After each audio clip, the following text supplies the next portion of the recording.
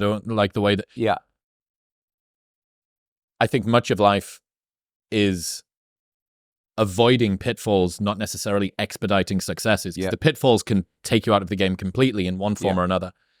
And yeah, I don't like dwelling on the negatives in that way, but also that's another version of alchemy that we were saying before. Hey, here's something that you think is useless or toxic or not valuable, and you've managed to turn it into something that benefited you. It's the same reason why teaching people lessons that you've gone through from tragedies, traumas, whatever in your life, it's kind of like pointing at the thing that was bad and saying, you didn't get me.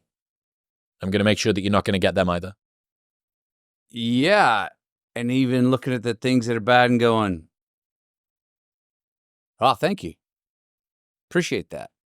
I mean, the push off, you have established leverage rather than the create.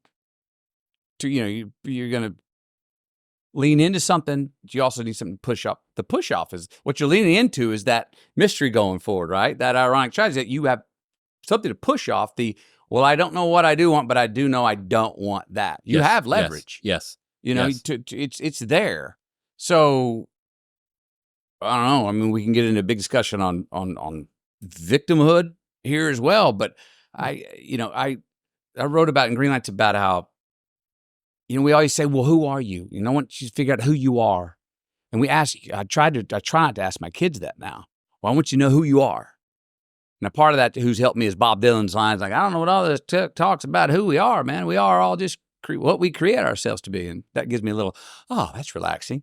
But it's so much easier to figure out who you're not. And if you start eliminating the who I'm not, by sheer mathematics, you end up moving toward more of what feeds you and who you are.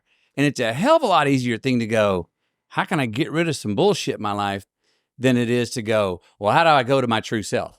Do I want to press the accelerator more quickly, or do I want to take my foot off the fucking brake? Right. Yeah. Yeah. And sit there and because I'm banging my head here, and I'm going to eliminate some of that stuff. I want to get some of those things out of the way that had another hangover. I drank the same amount. When I didn't, you don't usually have a hangover. Oh, maybe it was the conversations I was having.